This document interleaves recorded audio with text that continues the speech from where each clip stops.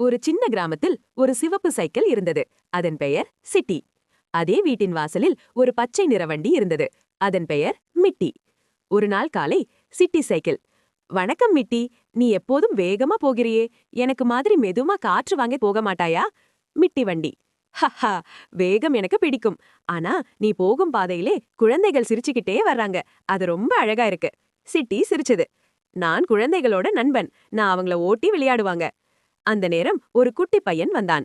அவன் முதலில் சிட்டி சைக்கிளை ஓட்டினான். பிறகு அம்மாவோட சேர்ந்து மிட்டி வண்டியில் போனான்.